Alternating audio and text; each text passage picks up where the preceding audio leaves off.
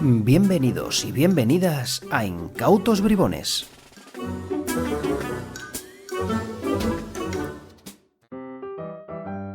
Saludos mágicos a todos los que escucháis el podcast. Pues bien, el libro Discovery of Witchcraft está considerado el primer libro impreso de ilusionismo. Pero es un error, porque no es un libro de ilusionismo. Es un tratado sobre la brujería, la demonología, la alquimia, la magia y en general sobre supersticiones que imperaban en la época en la que se escribió, el año 1584.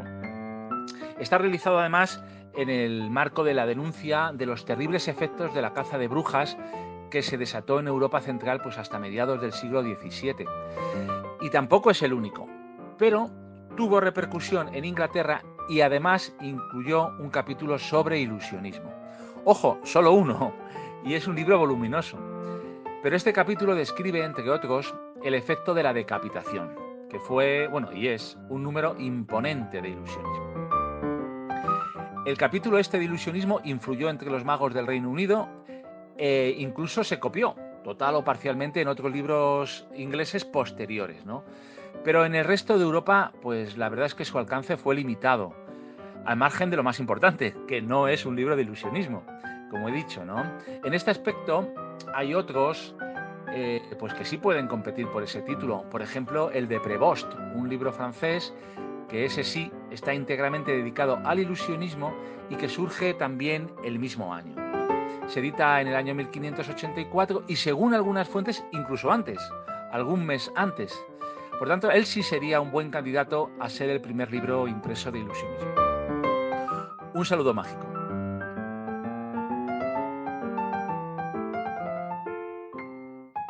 Bienvenidos y bienvenidas a Incautos Bribones, el podcast de páginas. Mi nombre es Borja Meyer, soy entretenedor profesional y el capitán de esta nueva aventura audiofónica. En este episodio de Incautos Bribones hablaremos del primer libro de la historia de la magia, supuestamente. Ya sabéis que la historia va cambiando y los nuevos descubrimientos modifican, como si de una máquina del tiempo se tratara, nuestro futuro. En cualquier caso, hoy en Incautos Bribones hablamos del primer libro de magia. Comenzamos.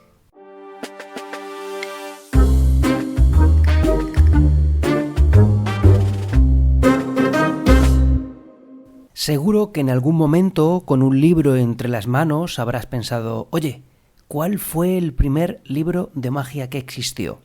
Lo cierto es que la cosa no es tan sencilla. Tuvieron que pasar muchos años hasta que se comenzaran a publicar los efectos de magia en libros con un fin académico, con un fin divulgativo. No obstante, sí que a lo largo de la historia se han publicado referencias o comentarios en una o en otra dirección, pero que en cualquier caso hacían referencia a la magia.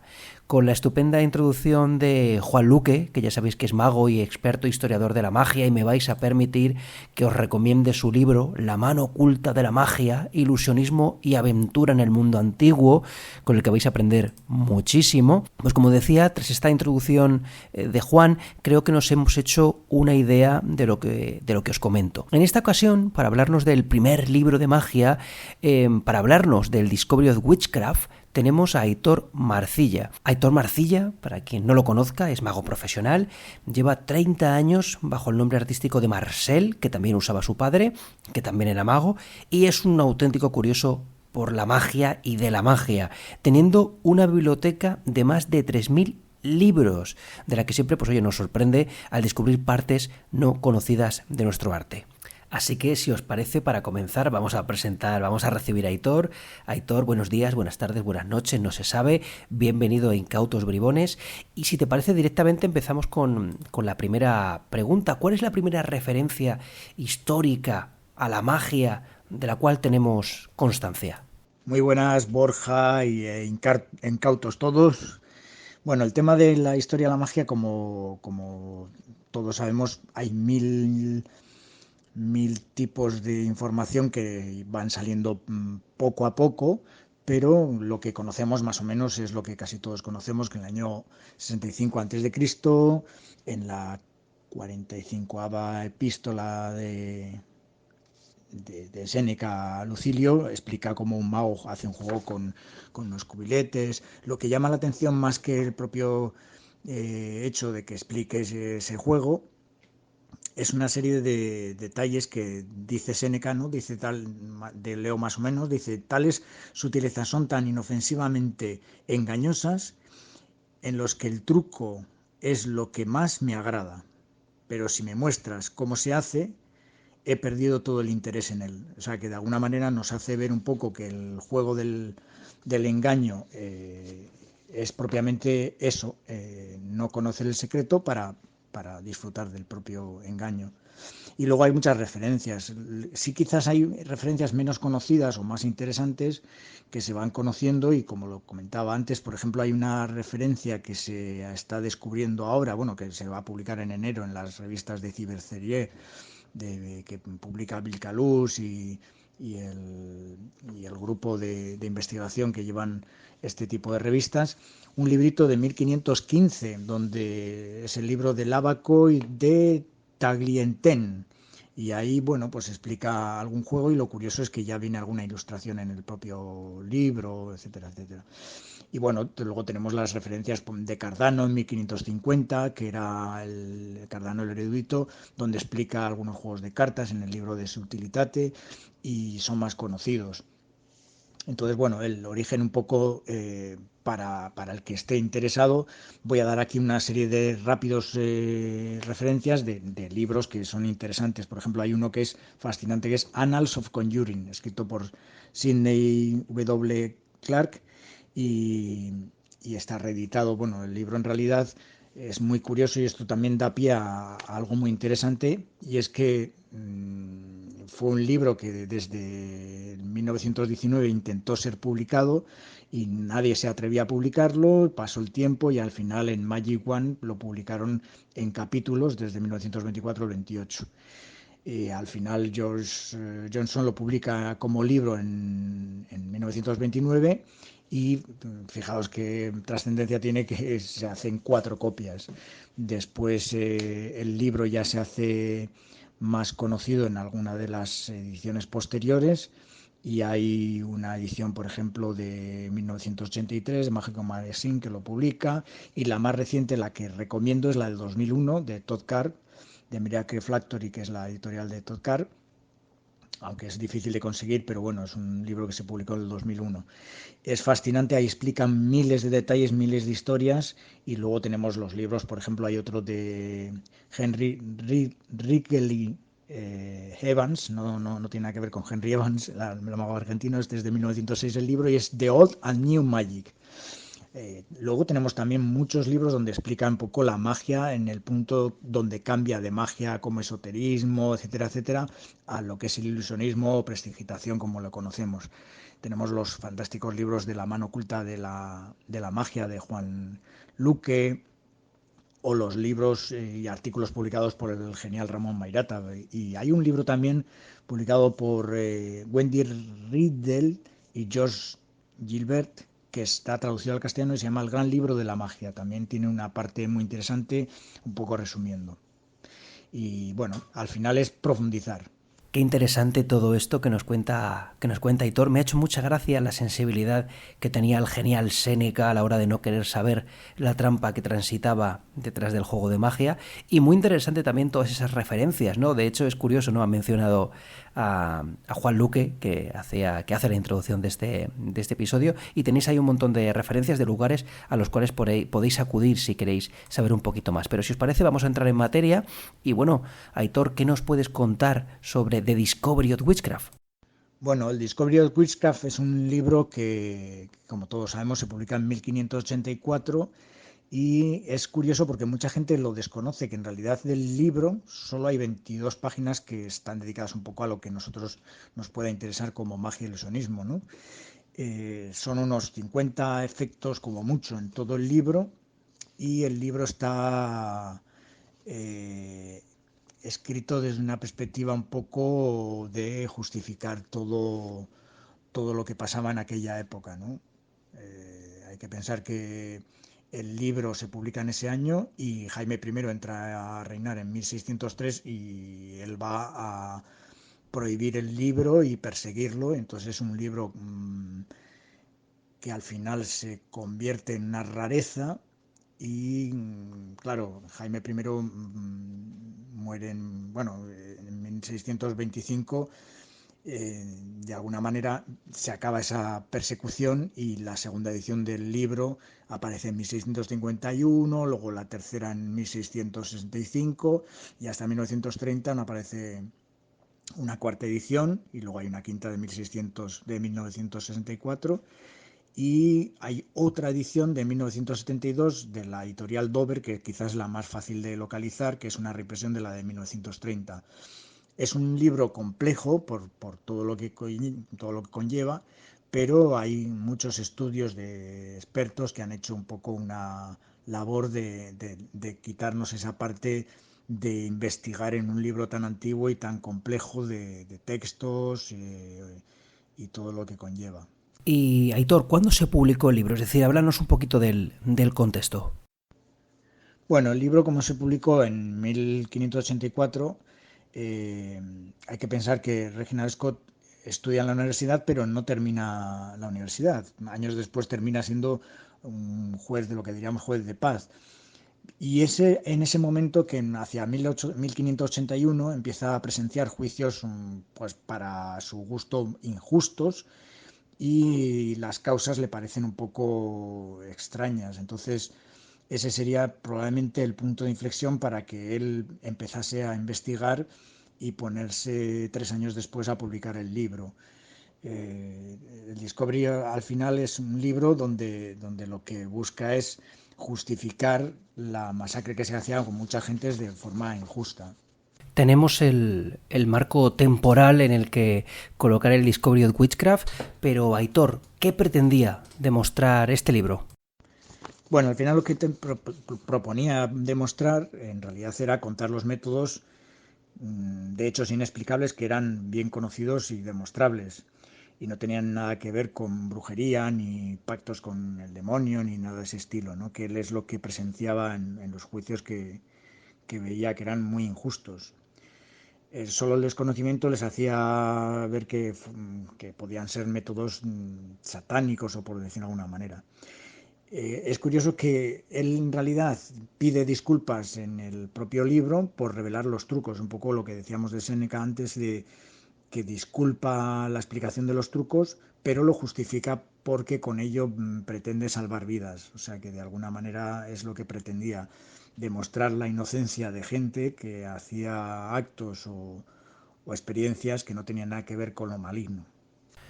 Entonces nos queda claro que la idea era un poco, pues bueno, evitar que esa panda de locos fanáticos mataran más gente cuando en realidad lo que estaban haciendo era trucos de magia. Y es bonito, ¿no?, que un señor en el año 1500 pida perdón por revelar trucos y ahora en el siglo XXI no se pide perdón ni siquiera permiso. Bueno, vamos a continuar y vamos a hablar un poquito del autor. ¿Quién fue esta persona?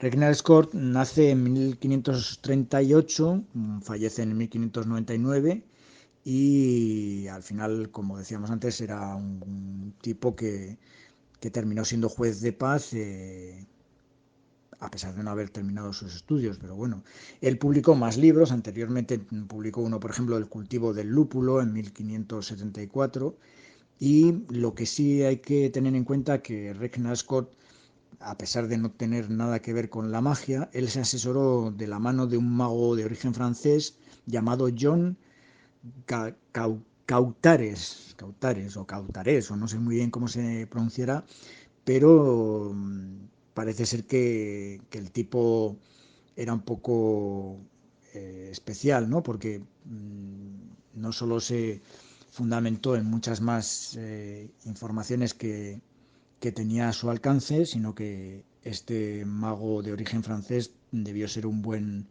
asesor. Hay algo muy curioso, y es que hay una teoría de que bueno, Reginald Scott pertenecía a una secta religiosa llamada Familia de Amor, y en las primeras páginas del libro hay una biografía con nombres de escritores de la época, con libros referentes, y uno de ellos era un clérigo inglés llamado Abraham Fleming. Y esto es un poco para los magos, ¿no? Porque curiosamente coloca el nombre al revés, ¿no? Gimelf Majarba. Entonces, bueno, habría que jugar con aquello de Ernest, ¿no? Que igual Ernest conocía el libro de Scott y quiso hacer un guiño, nunca se sabe, ¿no? Esto es más que nada para los magos, porque nos gusta investigar y jugar con hipótesis un poco relativas a quién escribió quién o los motivos. Bueno, ya tenemos establecido un poquito el marco, sabemos quién es el autor. Fíjate una cosa, algunos historiadores afirman que hay otros libros anteriores. Bueno, de hecho, Aitor, has mencionado otras publicaciones también anteriores. Yo menciono, por ejemplo, de Veribus Quantitatis de Luca Pacioli, o a ver si lo digo bien, Kants and Ingenierum Ganderbach. Lo he dicho mal seguro, pero bueno, nos entendemos. La pregunta es, ¿por qué Discovery of Witchcraft es relevante? Bueno, los libros como los anteriores, los de Luca Pacioli, por ejemplo, eh, eran libros que ya existían anteriormente, de 1478, creo recordar. Más o menos, Luca Pacioli, bueno, tiene su importancia. De hecho, de ahí, del libro de Luca Pacioli, se descubre que Leonardo era zurdo. Entonces, bueno, tiene su interés este tipo de información, y también por los juegos que se van publicando en ese tipo de material. Lo que pasa es que en el libro de Discovery of Witchcraft enfocan los juegos desde un punto de vista más como el mago en sí y no como curiosidad matemática, aritmética o científica. Se dan detalles psicológicos, es muy interesante ver cómo explica el uso, por ejemplo, hasta de compinches, por ejemplo, cómo los utiliza a la hora de una forma muy graciosa, de cómo estructura incluso los propios juegos para hacerlos que sean divertidos, todo ello desde una perspectiva un poco más moderna que todos los libros anteriores, que explicaban un poco lo que era la propia dinámica del juego desde el punto de vista científico, matemático o de la causa. Aitor, ya has mencionado algunas cosas, pero bueno, si nos ponemos a navegar por las páginas de este Discovery of Witchcraft, ¿qué nos podemos encontrar? Bueno, el contenido del Discovery of Witchcraft, como bien hemos comentado antes, es curioso porque la forma de definir el libro en sí son 16 libros. O sea, el libro en sí tiene como si fuese 16 capítulos que le llama libros, y cada libro tiene capítulos. Entonces es un poco lioso porque, claro, aparecen 16 libros dentro del libro y cada libro tiene su capítulo, ¿no? El capítulo, o sea, mejor dicho, el libro 13, vaya que mala suerte, es el que está dedicado prácticamente a juegos de ilusionismo, de magia, y tiene 34 capítulos. Entonces, más o menos habrá en el libro, hay alguno por ahí perdido en otros libros del propio libro, y habrá unos 50 o así más o menos. Lo que sí que está interesante es que al final el libro es un compendio de explicaciones de todo tipo, y la magia tiene un punto importante en ese propio libro, dentro del libro. Casi un trabalenguas esto de los libros dentro de los libros del Discovery of Witchcraft, pero nos hemos enterado. Seguimos un poco, aunque bueno, Aitor lo ha mencionado, pero ¿cuál es el contenido mágico que se explicaba en el libro para demostrar que el público era engañado por charlatanes y no era engañado por brujas o por gente que tenía pactos con el diablo? Bueno, el contenido en función de la magia tiene muchísimas cosas muy interesantes, porque te explica cosas que hoy en día parecen impensables que en ese libro puedan estar, ¿no? Pues te explica cómo, por ejemplo, practicar con bolas de plomo las rutinas de cubretas y luego usar unas de corcho, y entonces se manipula mejor, o tener varias monedas empalmadas y luego usar solo una, y entonces el músculo está mejor eh, en distensión, ¿no? De que tiene varias monedas antes, tiene mejor preparado, por decirlo de alguna manera. Eh, da pistas de cómo utilizar, por ejemplo, el empalme, o sea, el empalme de los dedos, el empalme del pulgar, el empalme.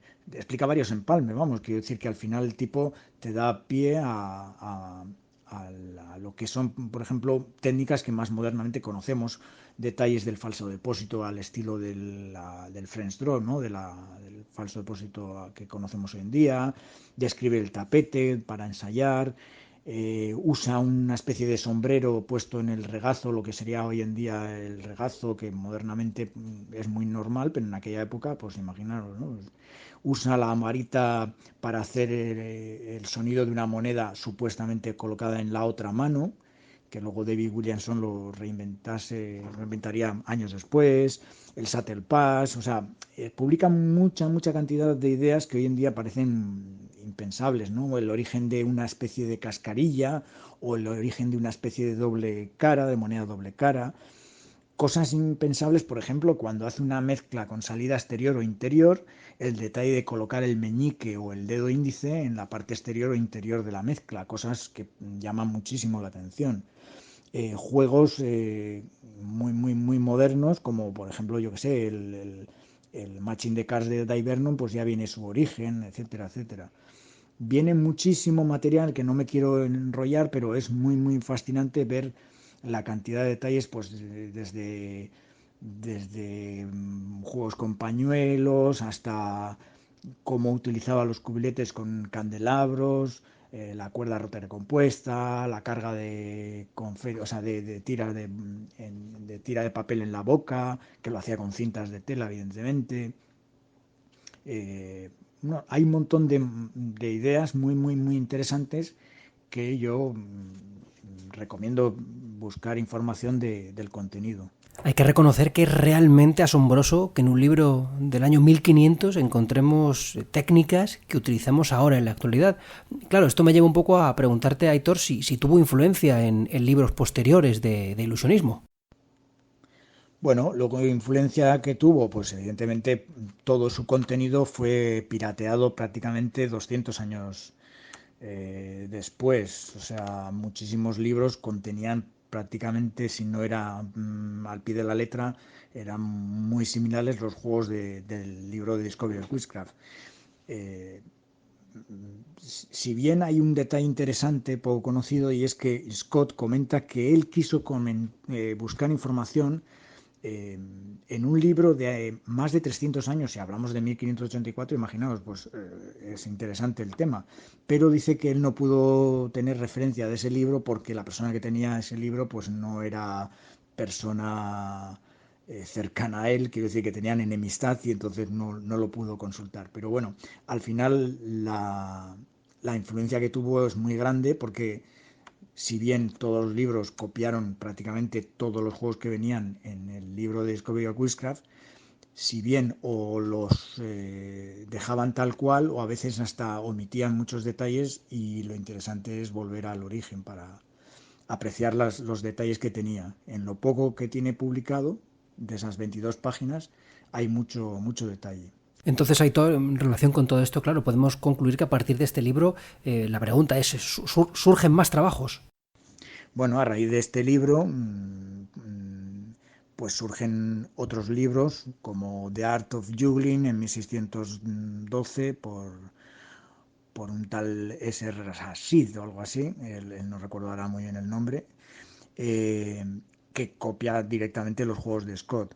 El Hocus Pocus Junior, que es de 1634, publicado por alguien anónimo, pues también publica tal cual los juegos, ¿no? Hay un detalle curioso, y es que hay un libro anterior al Discovery of Witchcraft, que es del mismo año, de 1584, escrito en francés por Jean Prévost, Clever and Pleasant Invention, más o menos, como se diga, pero ese es el título en inglés. Hay una traducción hecha por Stephen Minch en 1988, interesante de ver, y hace ver algo interesante, y es que el propio texto, que es anterior, porque el libro está cifrado más o menos fechado, quiero decir, en enero de 1584, entonces se sabe que es algo anterior al de Scott. Pero las explicaciones que da, es curioso que no hay ningún juego de cartas, y lo interesante es ver la diferencia, que hay algunos juegos que coinciden, como el hilo roto o el Coloring Book, por ejemplo, que todos conocemos, ¿no? El libro que cambia, o el rosario de la abuela, ¿no? Las bolas que salen de la cuerda, etcétera, etcétera. Pues hay detalles que se ve la riqueza que tiene el libro de Scott frente a otro material incluso contemporáneo, ¿no? Como detalle, decir que el hilo roto en la versión de Prevost, ¿no? De Jean Prevost, es un cambio del hilo con misdirection, más o menos te lo explica de alguna manera, y sin embargo Scott ya usa el método que todos usamos hoy en día, llevándolo oculto, etcétera, etcétera. O por ejemplo el Coloring Book, Prevost explica un libro con 4 vías de cambio y Scott publica uno con 7 cambios de vía, que hace cambios de colores, va enseñando las páginas y van cambiando a rojo, luego a verde, luego a azul, en colores, todo lo que serían los colores. Muchos detalles que se ve que el material que publica Scott tiene una importancia y hace que muchos libros, hasta 200 años después, no introduzcan casi material nuevo. Muy interesante, Aitor, muchísimas gracias. Yo creo que hemos aprendido muchísimo, no solamente del Discovery of Witchcraft, sino todo lo que supone, pues oye, esa idea del primer libro de magia. Vemos que no es único, vemos que hay muchas cosas más. De verdad, muchas gracias, Aitor, por haber estado con nosotros en Incautos Bribones. Y bueno, nada más que recomendaros que investiguéis el libro, que no os dé mucha pereza el profundizar en un libro tan antiguo, porque hay grandes magos, tenemos la suerte de que tenemos magos que son estudiosos de la historia de la magia y han dejado mucho material un poco destilado para que llegue a nuestras manos. Entonces os recomiendo que veáis, por ejemplo, os voy a contar una anécdota curiosa que me pareció muy, muy interesante, cómo Scott hace un uso del compinche en un juego en el que la premisa y la expectativa la deja a una altura de lo que él quería conseguir, que era un efecto de comicidad. El efecto en realidad es de que alguien piensa una carta, un naipe, y alguien toma una nuez, la parten y dentro encuentran un papelito con el nombre de la carta pensada. Aquí vamos a contar el secreto, que en realidad es un compinche el que piensa la carta, y enseguida como mago piensas, dices, bueno, pero ¿qué importancia tendría? ¿Y no es más fácil forzar la carta y que alguien la elija libre y olvidarte de un compinche? Pero ay, amigo, aquí Scott usa algo, y es que la finalidad de este juego tiene un fin diferente, y es que luego lo prepara para que sea un gag. Entonces alguien siempre, al ser una carta pensada, va a decirte, ¿y si la pienso yo? Entonces Scott comenta que alguien la piensa, dice, muy bien, pues coge una nuez, la parte, y entonces aquí viene la gracia, y es lo curioso, que es tan antiguo y como nos sorprende. Alguien parte la nuez y la nuez está llena de tinta y se mancha todo de tinta.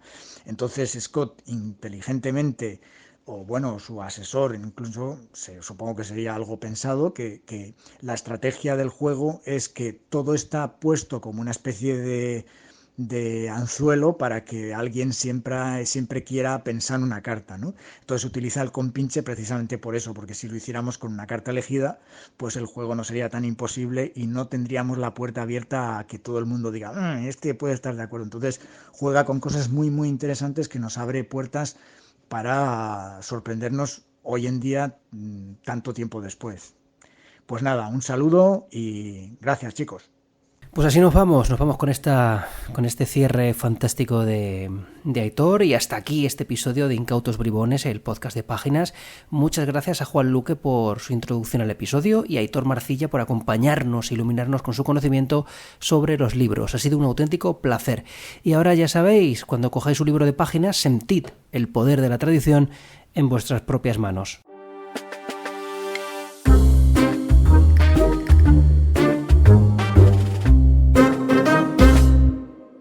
Y esto se acaba, pero antes suscribiros a Páginas en un clic, nuestra newsletter, entrando en librosdemagia.com. Es gratuita y a partir de ahora vendrá llena de contenido mágico, y lo mejor de todo, tendréis acceso a sorpresas muy potentes para los amigos y amigas de la familia Páginas.